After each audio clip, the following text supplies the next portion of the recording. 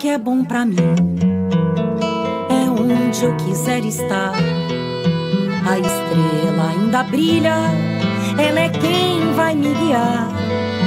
Ser guerreira é minha sina, batalhando pra vencer.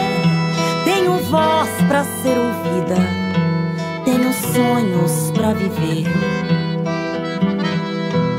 Não vão mais conseguir me anular, me calar. Ninguém vai me impedir de cantar e lutar. Seja em casa, no campo, na rua ou na praça. Chega de mordaça, agora eu vou falar. Porque eu sou mulher pra fazer acontecer. Eu sou uma delas, são elas por elas, ocupando os espaços de poder.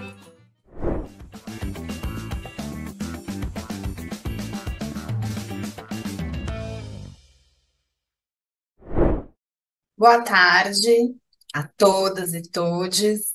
Meu nome é Maíra, eu sou advogada criminal e dos direitos das mulheres. E hoje a gente vai conversar um pouco sobre a advocacia feminista. Eu sou filiada ao Partido das Trabalhadoras desde 2009. Ingressei no PT, no movimento estudantil, e faço parte do coletivo Bem Viver dentro do PT. E tem uma atuação de defesa dos direitos das mulheres que vem também desde a época da graduação, movimento feminista, organização do 8 de março. Eu sou mãe da Betânia, de 9 anos, e a partir da experiência da maternidade também me aproximei da luta dos direitos sexuais e reprodutivos das mulheres, atuei como doula por 4 anos, vi 13 nenês em 12 nascimentos nascerem, um foi de gêmeos, e com isso também levei minha atuação para a questão da violência obstétrica, que foi meu tema de TCC. Eu preparei para nós hoje uma apresentação para a gente falar um pouco sobre as diferentes dimensões da violência contra a mulher e como se dá a advocacia e a luta por justiça em cada um desses âmbitos. Para começar, esse título, ele já enuncia um pouco do que é a essência da advocacia feminista. A advocacia feminista é uma advocacia militante, necessariamente, porque o sistema de justiça ele é patriarcal, estruturalmente. Então, a defesa dos direitos das mulheres, ela necessariamente vai passar por uma luta por desconstruir o machismo estrutural e por uma luta que muitas vezes ela é inglória, ela é difícil, porque a gente está buscando a enunciação dos nossos direitos num meio que não está muito interessado em garanti-los. Começo aqui, como ponto de partida, falando sobre como a gente falar sobre a importância de uma advocacia feminista e dos direitos das mulheres em si tem muito de disruptivo, já que quando a gente tem uma situação em que direitos são tratados como de interesse geral, como consequência, direitos de minorias políticas vão estar sendo invisibilizados. E a gente vê isso muito concretamente, por exemplo, nessa luta que a extrema-direita vem travando para revogar a Lei Maria da Penha, inclusive com campanhas de através da mídia. Tem um documentário que saiu recentemente no Brasil Paralelo, em que o agressor, o feminicida da Maria da Penha, é ouvido, e a pretensão do documentário é contar o lado dele, da história. Então, nessa parte da guerra cultural, tem também essa dimensão de é, desmerecer, deslegitimar e atacar a luta específica das mulheres sob o argumento de que é preciso defender os direitos de todos e não de certos grupos, né? E aqui também é importante, eu coloquei o sistema de justiça criminal, mas na verdade é o sistema de justiça como um todo, a justiça burguesa não foi feita nem para nós, nem por nós. Daí, por exemplo, a relevância dessa luta que vem sendo travada nos últimos tempos pela indicação de uma mulher negra para o Supremo Tribunal Federal, que somente a partir da ocupação dos espaços que a gente consegue fazer com que o direito produza resultados que garantem os direitos das mulheres. Inclusive, é até interessante a gente olhar para como, por exemplo, se dá a progressão de carreira na magistratura, e na primeira instância a gente tem mais ou menos metade, metade de homens e mulheres, mas nas instâncias superiores as mulheres não progridem na carreira da mesma maneira que os homens, e isso certamente reflete no resultado das decisões judiciais nos mais variados âmbitos da justiça. Então, eu trago esse trecho aqui do livro Processo Penal Feminista, que é, inclusive, da professora Soraya Mendes, que é um dos nomes que vem sendo cotados para ocupar essa vaga do STF, das listas triplas que têm sido formuladas pelos movimentos negros, de mulheres juristas com notório saber jurídico, com uma trajetória acadêmica importante, que inclusive o livro da Soraya é um pouco a base dessa apresentação, e ela fala basicamente sobre como esse discurso da objetividade ele serve para calar os diferentes, calar as identidades que estão buscando reconhecimento. Então, a gente tem que sempre tomar muito cuidado e receber com o pé atrás discursos sobre neutralidade, porque, como a gente falou no slide anterior, a neutralidade, o discurso de pretensão universalizante, ele tende a nos tratar como invisíveis, e os nossos direitos são sempre os primeiros a serem rifados. Eu trago aqui essa imagem da manifestação do movimento de mulheres no julgamento do Doca Street, porque essa organização popular das mulheres que ocorreu durante esse julgamento, ela é um exemplo muito importante de contestação do caráter patriarcal do sistema de justiça, e ela também reflete como a voz das mulheres era silenciada e como os parâmetros para a justiça decidir, naquela época e ainda hoje, eles eram muito misóginos, no sentido de que quanto mais uma mulher se afasta do ideal patriarcal, menos direitos o sistema estruturalmente patriarcal vai entender que ela merece. E isso se traduziu na sentença branda que o Doca Street recebeu e na própria estratégia de defesa baseada na ideia da legítima defesa da honra. Boa tarde a todas e todes. Meu nome é Maíra, eu sou advogada criminal e dos direitos das mulheres, e hoje a gente vai conversar um pouco sobre a advocacia feminista. Eu sou filiada ao Partido das Trabalhadoras desde 2009, ingressei no PT, no movimento estudantil, e faço parte do coletivo Bem Viver dentro do PT, E tem uma atuação de defesa dos direitos das mulheres que vem também desde a época da graduação, movimento feminista, organização do 8 de março. Um avanço legislativo extremamente importante que nós tivemos no passado recente foi a normatização da violência política de gênero, porque a Lei Maria da Penha, que por sua vez é fruto de uma decisão da Corte Interamericana de Direitos Humanos decorrente de uma reclamação que a própria Maria da Penha ingressou, a Corte Interamericana de Direitos Humanos determinou ao Estado brasileiro que uma lei de proteção às mulheres fosse criada. A Lei Maria da Penha, ela protege as mulheres que sofrem violência no âmbito das relações é, domésticas, familiares e íntimas de afeto. Só que não é só no âmbito da vida privada que nós somos vitimadas.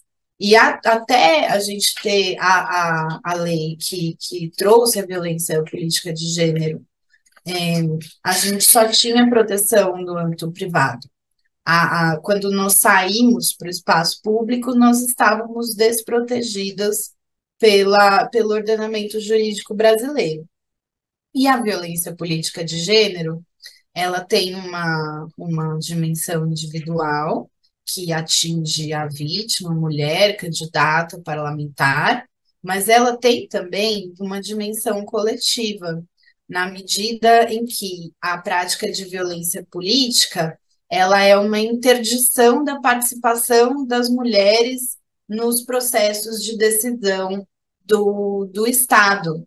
Então, só com mulheres no parlamento, que precisam ser protegidas do machismo estrutural do sistema eleitoral, que nós vamos ter normas como essas, e nós teremos os direitos das mulheres respeitados e garantidos. Então, inclusive, é um retrocesso enorme a discussão que tem ocorrido agora na Câmara e no Senado sobre a relativização das cotas raciais e de gênero. Espero que não passe. A consequência dessa medida vai ser nos tirar desses espaços. E é aquilo, assim, em nome da construção de um presidencialismo de coalizão, em nome de uma tratativa pragmática com os partidos de centro, do centrão, são sempre os direitos das mulheres que são rifados, sempre, pode ver. Que a discussão do aborto, por exemplo, ela é a primeira a ser varrida para longe da arena do debate público, mesmo quando a esquerda chega ao poder. E aí a gente sempre vai ter que escutar que não tem correlação de forças para os nossos direitos avançarem. E como que vai ter correlação de forças? Se nós tivermos mais mulheres nos espaços de poder. Uma outra frente interessantíssima da advocacia feminista, a gente precisa de um nome em português melhor, que é o compliance cultural, que é a criação de protocolos e de fluxos dentro das organizações para prevenir e responsabilizar agressores, autores de violência dentro das organizações, a partir de uma perspectiva de tolerância zero. Então, isso passa por uma elaboração de pactos e códigos de conduta, que todos os participantes dessa organização, colaboradores, têm que ter ciência e têm que ser explicitamente orientados e terem conhecimento de quais são esses pactos e códigos de conduta. A tolerância zero precisa ser reforçada e enunciada de maneira assertiva, e isso se dá através de ações de comunicação interna e externa, e-mail, redes sociais, cartazes, atividades coletivas. A ideia de tolerância zero, ela passa pela premissa de que as organizações precisam ser espaços seguros para as mulheres, para as LGBTQIA+, para os negros e negras, e você não pode sacrificar a permanência das minorias políticas, das identidades estruturalmente oprimidas. Então, você precisa da tolerância zero para que essa permanência nos espaços seja possível. Outra coisa que é importante é você ter procedimento para encaminhar a reclamação, porque você não ter um procedimento torna um ambiente mais favorável para denúncias irem para baixo do tapete, para as vítimas se sentirem coagidas a se manter em silêncio para preservar o próprio emprego, ou por terem medo de retaliação. Então, você só tem tolerância zero na prática se você tiver um procedimento de encaminhamento das queixas que assegure o anonimato da vítima, que tenha uma prática de escuta ativa e empática, que, como eu falei hoje mais cedo, acolhimento não é ser bonzinho, legalzinho e condescendente, acolhimento é uma técnica que demanda letramento de gênero, e a escuta demanda letramento de gênero, letramento racial, letramento LGBT, e um letramento que a escuta empática ela passa pela relevância da palavra da vítima. Então, isso significa que quando uma vítima de algum tipo de opressão estrutural busca ajuda dentro dos canais de acolhimento e encaminhamento dentro das instituições, elas não têm que ser interrogadas. E o foco de quem está nesse polo da escuta não pode ser a busca por inconsistências ou por indícios de que aquela pessoa está mentindo, e sim pela criação, pela possibilidade de a vítima ter um espaço seguro para ela poder expressar o que ela viveu e como ela se sentiu, porque essa escuta ela tem que comunicar que a dor daquela vítima é relevante para o processo de decisão sobre o que fazer com o que ela está relatando. É um formato que, com esse nome em inglês, parece que serve só para iniciativa privada, para empresa, assim, mas dentro, por exemplo, das comissões de ética dos partidos, você ter esse recorte de gênero, racial, anti-LGBTQIA+, fobia, é essencial, porque a gente tem, por exemplo, no PT, comissões e coletivos que fazem esse acolhimento das mulheres, mas quando o caso é levado para uma comissão de ética, a comissão não está preparada para as particularidades de uma denúncia de violência de gênero, e o procedimento acaba sendo extremamente violento e revitimizante. Então, essa ideia do compliance cultural, ela passa pela necessidade de criar procedimentos, fluxos e acordos para que a gente possa materializar, concretizar uma tolerância zero. Tolerância zero no plano do discurso, sem um substrato procedimental, não significa nada. A gente fica no feminismo vogue, revista Cláudia do empoderamento. E se a gente não tem um arcabouço procedimental para dar consequência para o que vem do empoderamento, que é a conclusão de que nós não vamos nos sujeitar ao patriarcado. E se a gente ficar só dizendo isso umas para nós, outras, não serve para nada. A gente precisa que as organizações também expressem esse compromisso de combate a essa modalidade de violência estrutural. Bom, olá a todas e todos. Meu nome é Ivanilda Godoy, eu sou professora de Direito Tributário e Financeiro da Universidade Federal de Viçosa. Estou aqui, agradeço primeiramente o convite, né? Estou aqui a convite do programa TV Elas por Elas. Então, eu agradeço essas mulheres, né? Pela minha, por eu estar aqui hoje podendo falar com vocês. Peço desculpas pela minha voz, que ela está um pouco rouca em razão de alguma coisa, gripe, resfriado, sinusite, não sei, que eu estou enfrentando nessa última semana. Espero que isso não atrapalhe nessa nossa conversa, né? Não vou nem chamar de aula, de formação, né? Embora eu tenha sido informada que essa aula vai ficar gravada, vai ser usada para formação política das mulheres, o que eu achei assim, uma ideia genial, um projeto muito bacana. Então, eu espero que a minha voz não atrapalhe, né, no que eu vou querer passar para vocês. Espero que eu consiga contribuir um pouquinho. Bom, a proposta de hoje é que eu fale com vocês sobre tributação, desenvolvimento, e mais especificamente como que a tributação poderia colaborar para a diminuição das desigualdades sociais.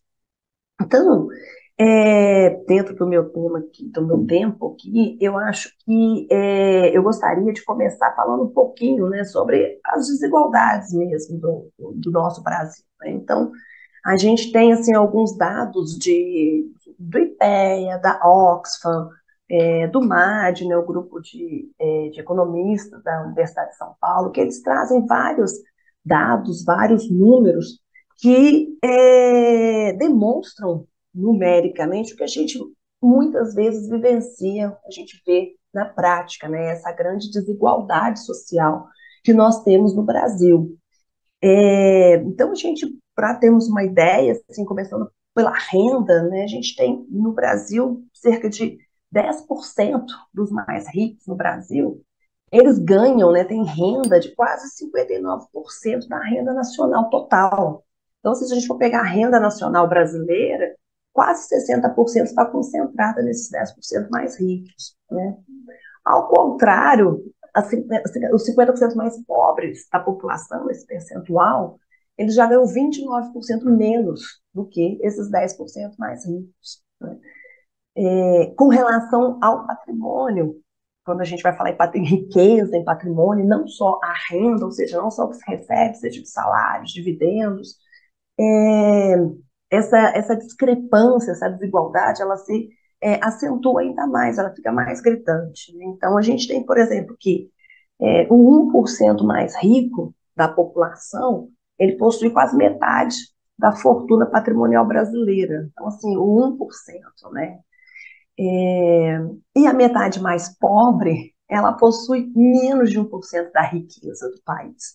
Então, quando a gente fala nessa desigualdade social do Brasil, a gente tem, pelo menos eu tenho em mente, né, esses números, tanto de renda quanto de riqueza, de patrimônio, né? E aí, quando a gente vai aumentando a lupa, olhando um pouco mais o que representam esses números, a gente vê essa grande desigualdade também de gênero, né? Então, em 2017, saiu um dado de uma pesquisa de que 6%, 6 brasileiros, perdão, não por cento, 6 brasileiros, todos homens e brancos, né, esses que estão aí no topo da lista, em 2017, eles concentravam a mesma riqueza que a metade mais pobre da população, ou seja, eles concentravam a mesma riqueza que mais de 100 milhões de pessoas. 6 pessoas concentravam a riqueza que mais de 100 milhões de pessoas juntas, né, teriam o equivalente. Quando a gente fala assim, também nessa questão de desigualdade social, para além de renda, não para além, mas assim, eu acho que está diretamente conectado, a gente pensa no mercado de trabalho. Então, assim, também nesses dados de Oxford, de IPEA, né, são as minhas fontes numéricas, também uma pesquisa internacional do economista francês, Piketty, né, vocês já podem ter ouvido falar. Ele traz também dados dessas desigualdades, mas a Oxfam tem um trabalho fantástico com relação a isso. Então, a gente, quando pensa no mercado de trabalho, tem-se que, na média global, as mulheres, elas ganham menos que os homens, isso a gente já sabe, mas tem-se um percentual de 23% a menos que os homens, né? Em países desenvolvidos, em desenvolvimento, como é o nosso caso, a taxa de informalidade entre as mulheres chega a 75%. Né?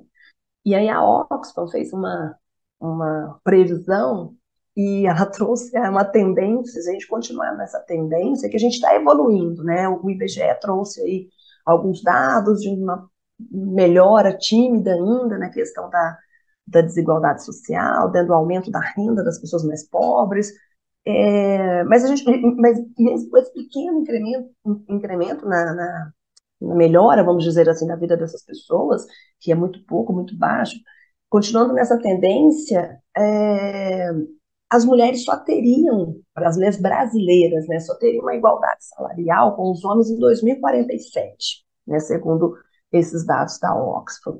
Na educação também o Brasil está muito defasado com relação aos outros países, então é também um dado que vai influenciar negativamente nesta questão das desigualdades sociais. Então, com relação à educação, a gente também tem aí um outro fator que influencia muito nessa questão da desigualdade social. E no caso brasileiro, influencia negativamente. Então, o Brasil, além dele já ocupar posições bem inferiores nesses rankings internacionais que são noticiados o tempo todo nos jornais, em 2020, durante a pandemia, houve uma pesquisa, o PNAD, e eles demonstraram que cerca de 15%, né, das crianças e adolescentes entre 15 e 17 anos se distanciaram, né, ou seja, abandonaram ou não se matricularam nas escolas públicas. E isso é um dado preocupante, e hoje eu, como professora de uma universidade pública, a gente recebe muitos alunos que vêm, felizmente, ainda bem, a gente recebe muitos alunos que vêm das escolas públicas, mas não só eles, sabe? A gente vê de um modo geral que a educação do período pandêmico, principalmente, ela fez com que o Brasil tivesse uma perda muito grande. A gente vê isso muito claramente com quem está entrando na universidade, né? Que teve, assim, grande parte do final do ensino médio, perdão, final do ensino fundamental ou ensino médio durante a pandemia. Então, a educação é uma questão muito importante que a gente precisa olhar, tá? Pois bem, e aí, né, o que é tributação? Ok, esse, né, o nosso retrato da desigualdade. O que a tributação tem a ver com isso, né? Assim, o que a tributação poderia ou não auxiliar, poderia ou não colaborar para tentar mudar esse quadro de desigualdades brasileiras? Então, a gente tem, assim, algumas propostas, né, que eu particularmente trabalho há algum tempo com algumas propostas, mas antes, assim, o que eu gostaria de trazer, aqui a gente está focado na tributação, mas eu gostaria de falar não apenas sobre o papel da tributação, mas também da forma como se gasta esse dinheiro, né? Então, a gente fala na tributação, quando a gente pensa nessa ferramenta para tentar diminuir as desigualdades sociais, a gente pensa tanto no ponto de partida, né, da fonte, de onde vai tributar, de quem vai tributar, quanto vai tributar, mas a gente também tem que pensar na promoção das políticas públicas, ou seja, lá na ponta, lá no orçamento, né, como que esse dinheiro vai ser gasto, como que esse dinheiro vai ser empregado, quais são as prioridades alocativas, né? Porque para que a gente tenha políticas públicas, né, e aí eu citei educação como um dado da desigualdade social, não por outra razão, para que a gente tenha uma educação de qualidade que vai proporcionar que as pessoas tenham aí uma oportunidade de crescimento e de inserção no mercado futuro, né, para que a gente possa talvez reverter um pouco essa situação, precisamos de recursos públicos para investir nessa política pública que é educação. Então, uma das coisas que a gente, quando estuda justiça tributária, né, então quando a gente fala nessa questão de justiça tributária, de desigualdade social, uma das primeiras coisas que nos vem à mente é a carga tributária brasileira, né? Ou seja, aonde que está sendo tributado, de onde está saindo o dinheiro, né, que vai para os cofres públicos, né? Quem está pagando os impostos. E a gente vê que, não sei se vocês têm esses dados, né, mas imagino que sim, porque agora o tema da tributação está em voga, em razão da reforma, mas a nossa fonte de receitas tributárias, ela está concentrada em grande parte no consumo.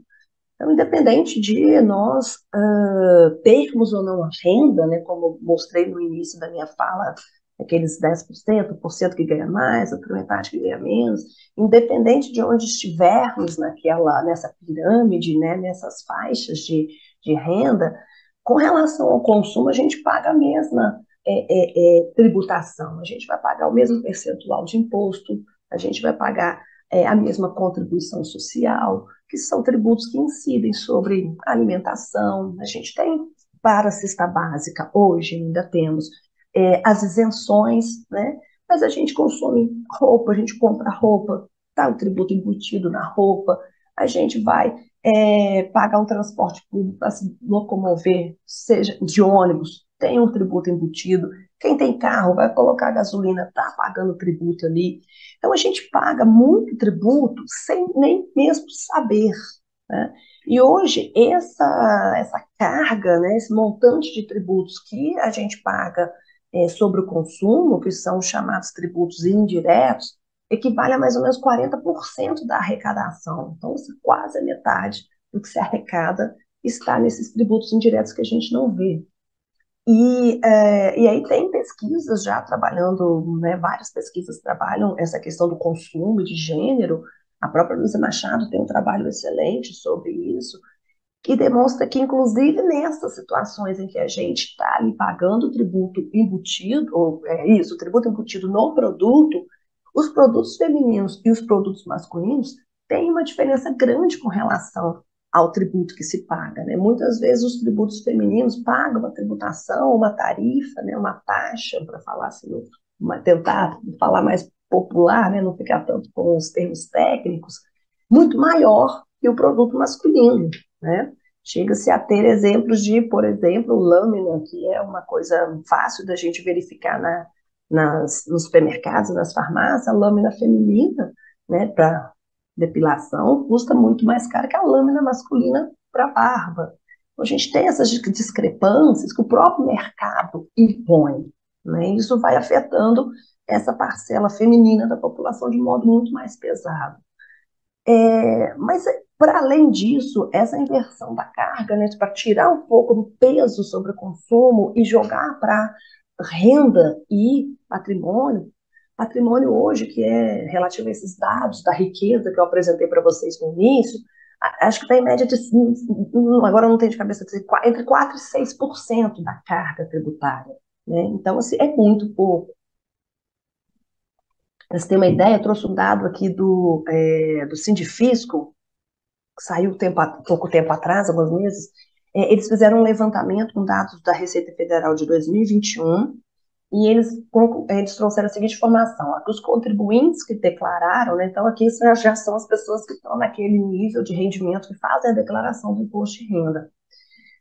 Os contribuintes que declararam ganhos totais acima de 160 salários mínimos, ou seja, mais de 2 milhões de reais por ano, pagaram, em média, uma alíquota de imposto de renda de 5,5%.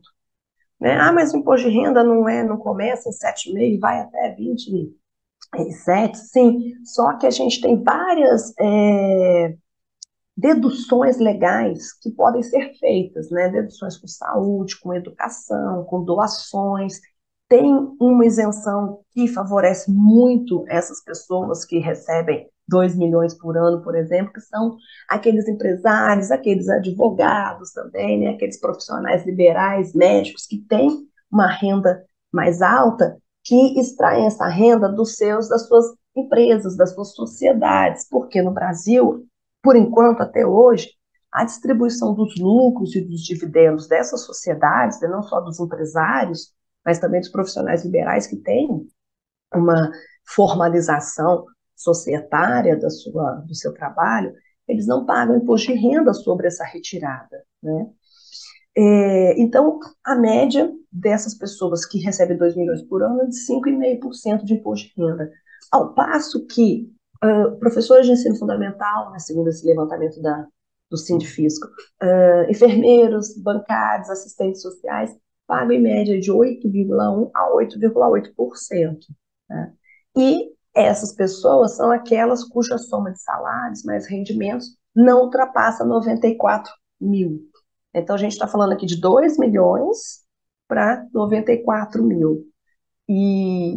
Então, assim, é uma diferença muito grande de quem paga. Então, a carga tributária, ainda, essa aqui eu estou falando de uma carga sobre imposto de renda, que é o que a gente chama de um tributo direto, que vai incidir diretamente ali sobre a minha renda, que é diferente daquele que incide sobre consumo, que a gente não está vendo, não está sabendo o que está pagando.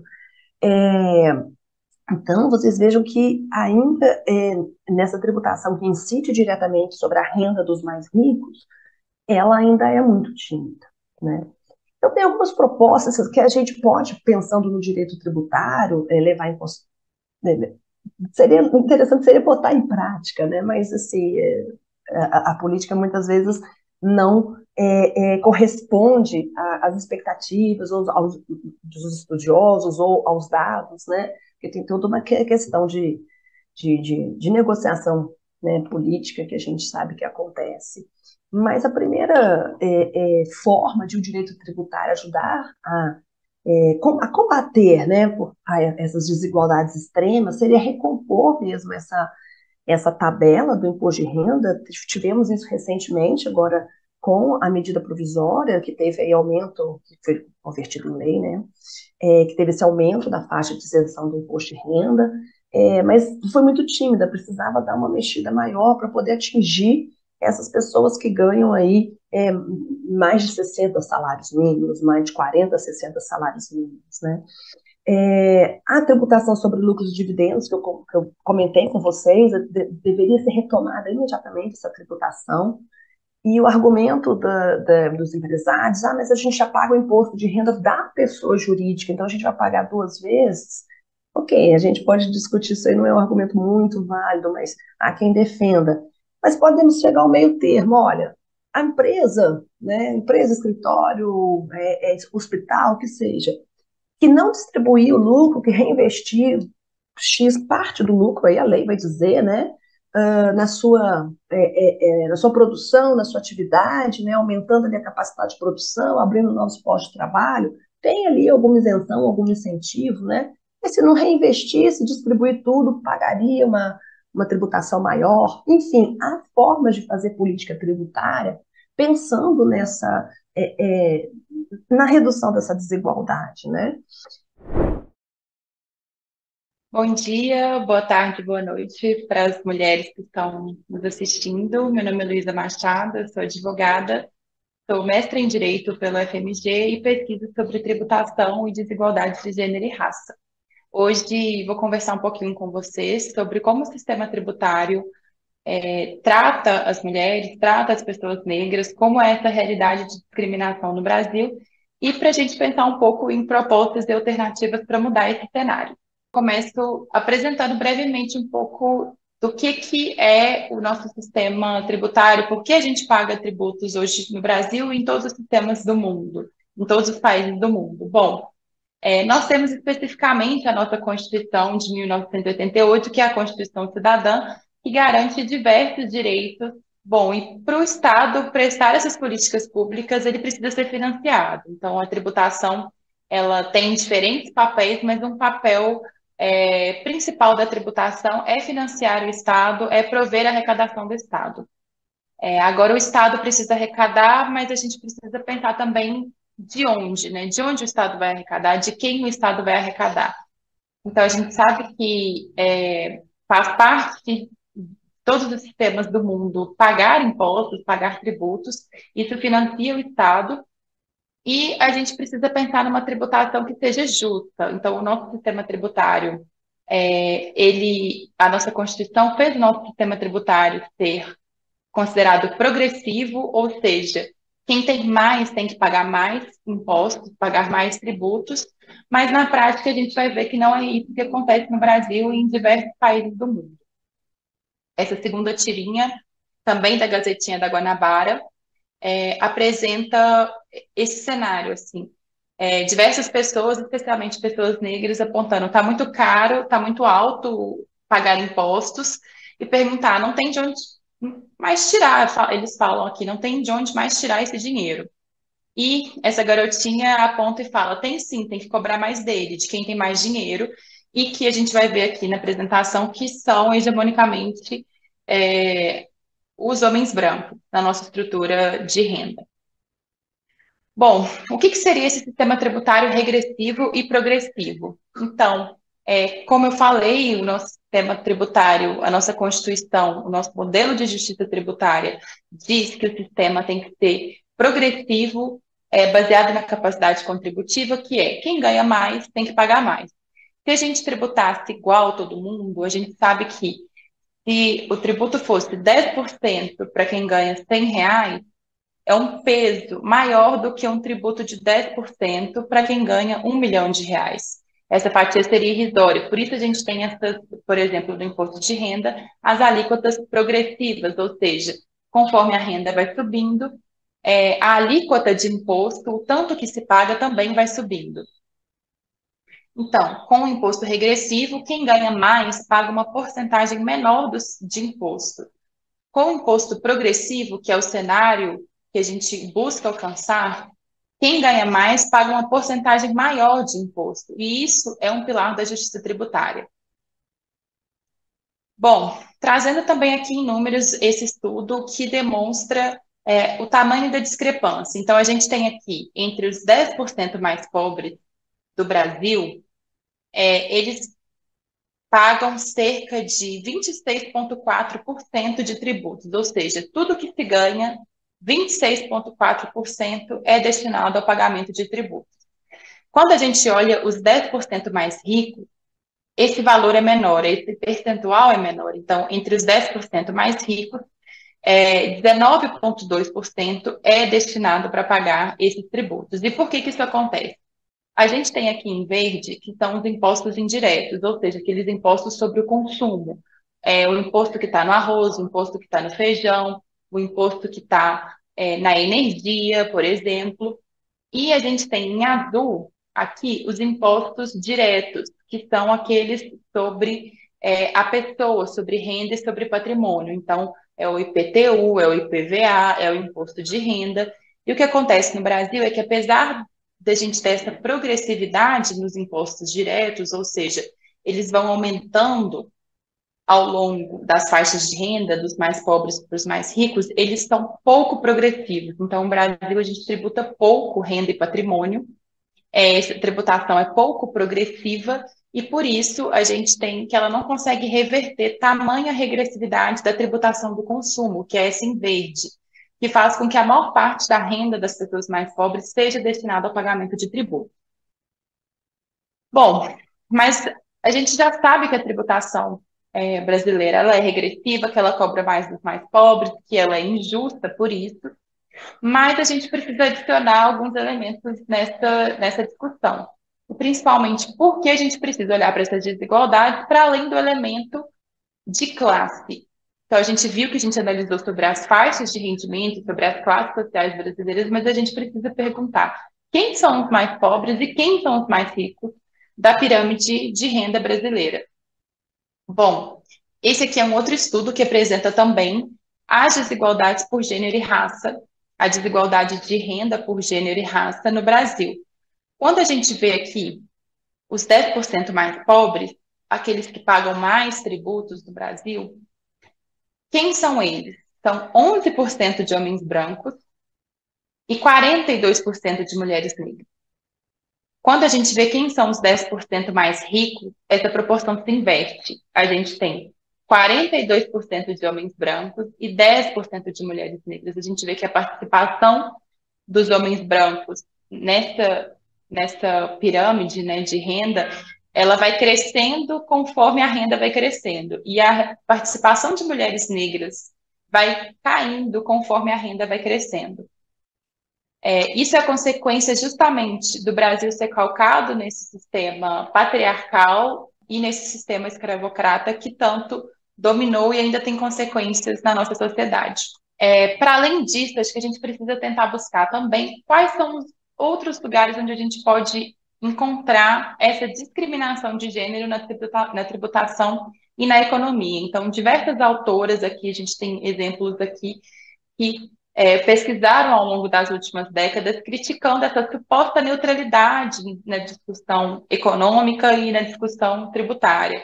Dizer que a economia é neutra, que a tributação é neutra, na verdade, é uma teoria, é um viés que beneficia os homens, que oculta a discriminação de gênero e que também oculta a discriminação racial que existe na tributação.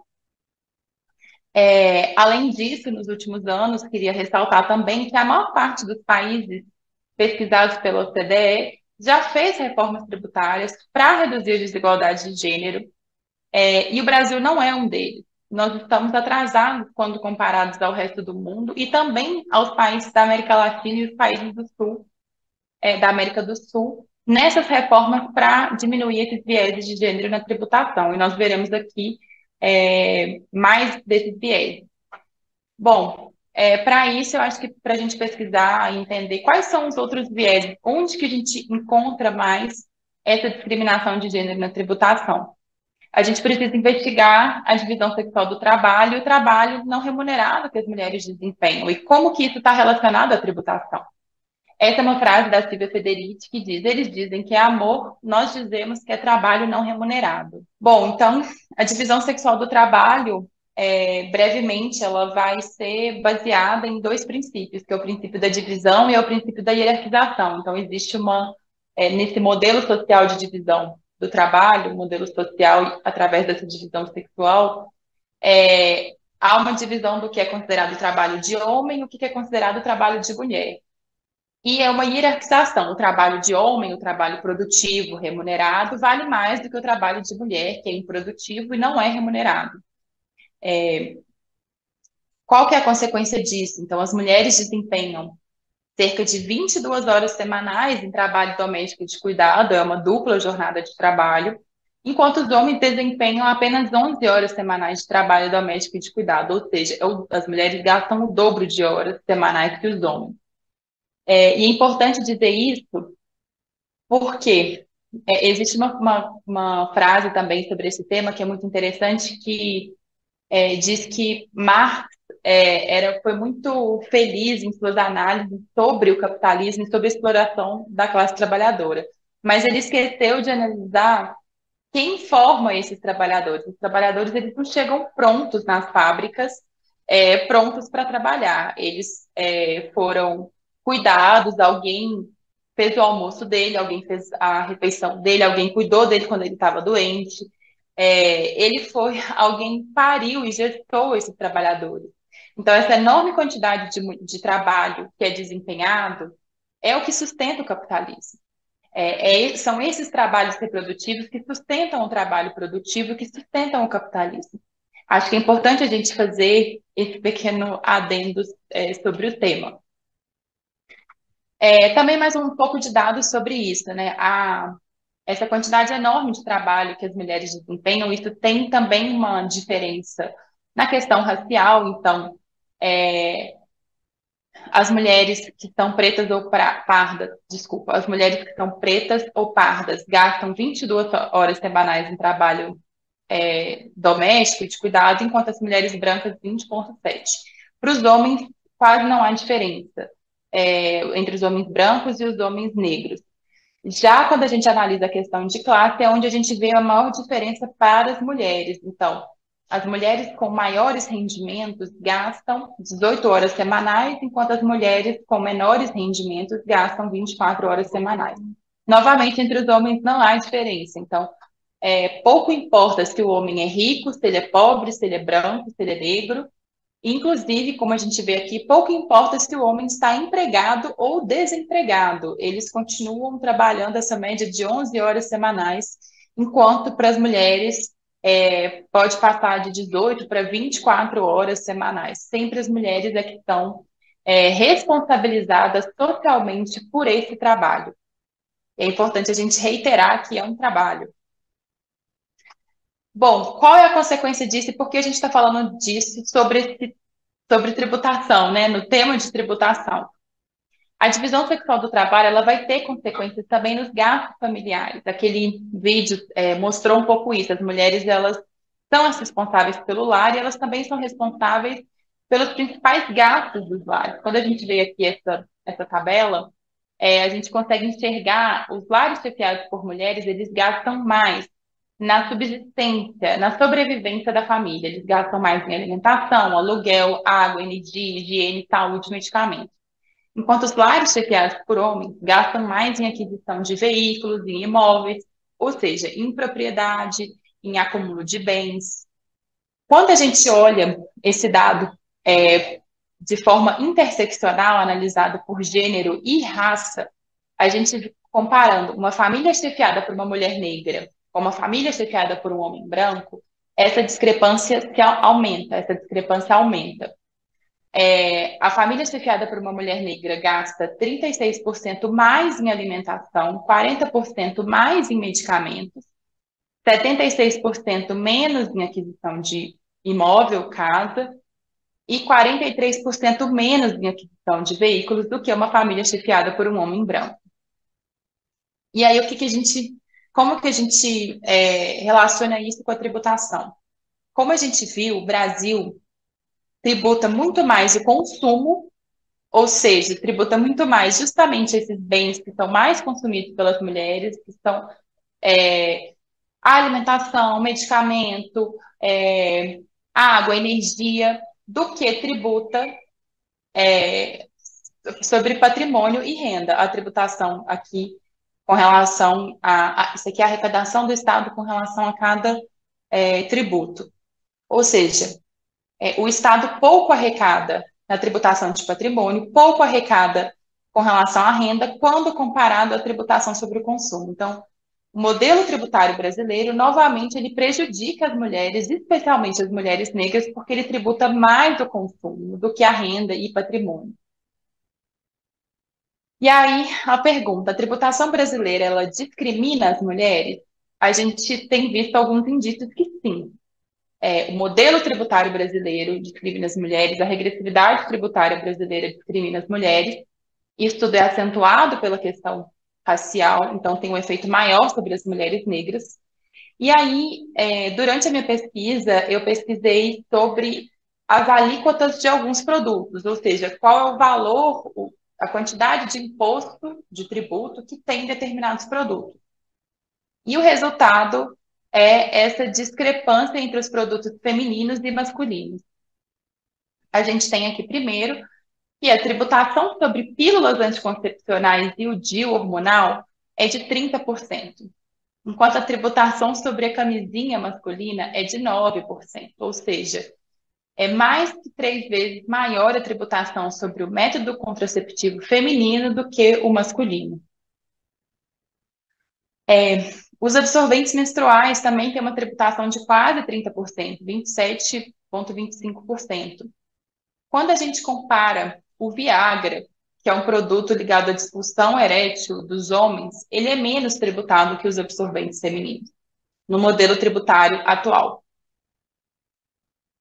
Os produtos ligados ao trabalho de cuidado, que a gente viu que são desempenhados hegemonicamente pelas mulheres. As pomadas para prevenir assaduras, elas têm uma tributação de 37%, enquanto as ceras automotivas, cera lustra-carro, tem uma tributação menor de 33%. E a gente faz essa comparação porque esses dois produtos estão no mesmo grupo tributário, que é o grupo ceras e pomadas. Outro produto, o protetor de mamilos para amamentação, tem uma tributação de 33%, que é a mesma do pote de água para cães. Estão no mesmo grupo tributário e tem essa mesma tributação, sendo que o protetor de mamilos para amamentação é um produto essencial. Então, a nossa Constituição, ela tem vários princípios tributários, princípios em prol da justiça tributária. E, além da progressividade, da capacidade contributiva, a gente tem que a tributação do consumo ela deve ser graduada de acordo com a essencialidade do produto, ou seja, quanto mais essencial é um produto, menos ele deve ser tributado. Então, o arroz deve ser menos tributado, o feijão deve ser menos tributado, os absorventes deveriam ser pouco tributados ou não ser tributados. Também o protetor de mamilos para amamentação deveria ser pouco tributado porque é um produto essencial. diferente do pote de água para cães, que, de acordo com a nossa Constituição, não é considerado um produto essencial. Por fim, outra discrepância gigantesca. A bomba de amamentação, ela tem uma tributação de 27%, que é um produto essencial para as mães no processo de amamentação. É uma tributação quase 3 vezes maior do que a bomba para encher pneu de carro. Os dois produtos estão no mesmo grupo tributário, que é o grupo de bombas.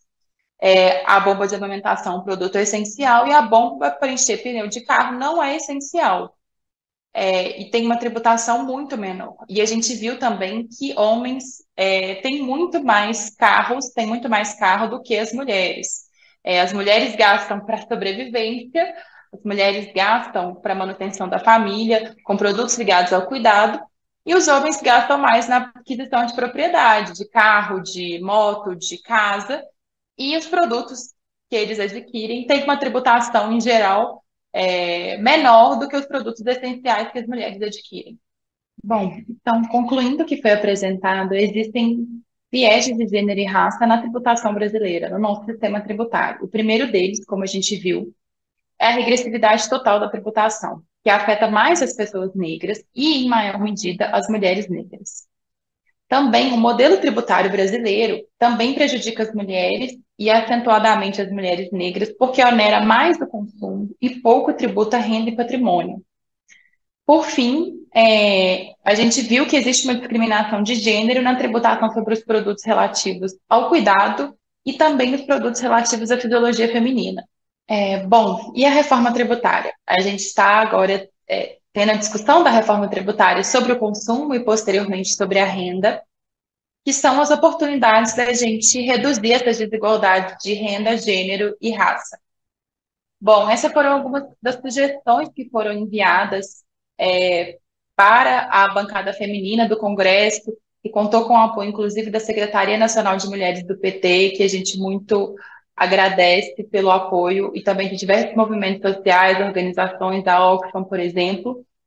E foram algumas propostas, eu vou destacar algumas. A primeira era a inclusão, dentro dos produtos que podem ter alíquota reduzida ou até alíquota zero, a inclusão dos produtos de higiene menstrual e ligados à economia do cuidado.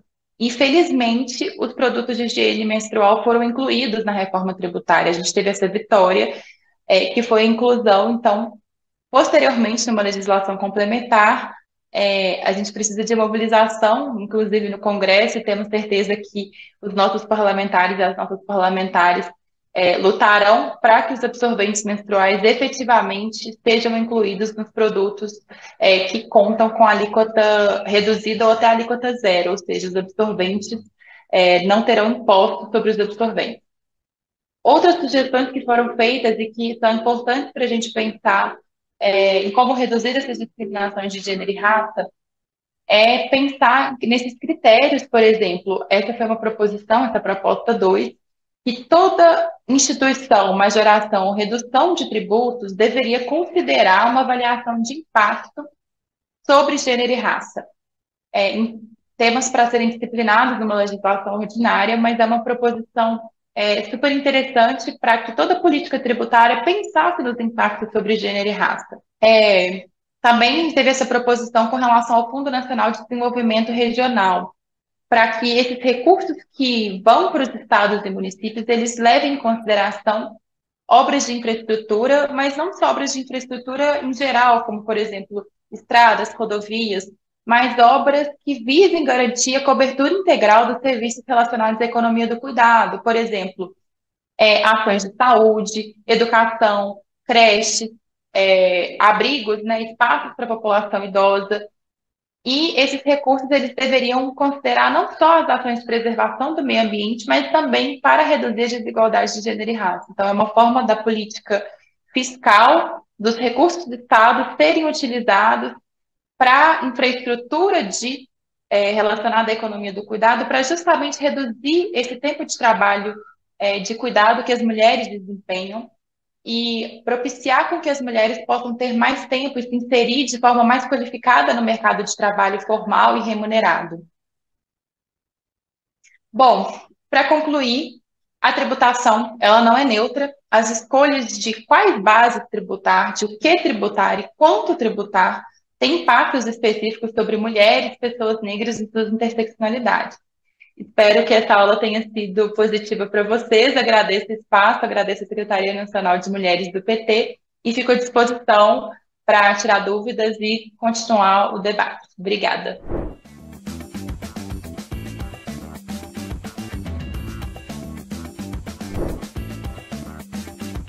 O TV Elas por Elas Formação vai ao ar de segunda a sexta-feira, sempre às 4 horas da tarde, aqui na TV PT. Reveja esta e outras aulas na playlist TV Elas por Elas Formação, no canal da TV PT no YouTube ou em formato de podcast no Spotify.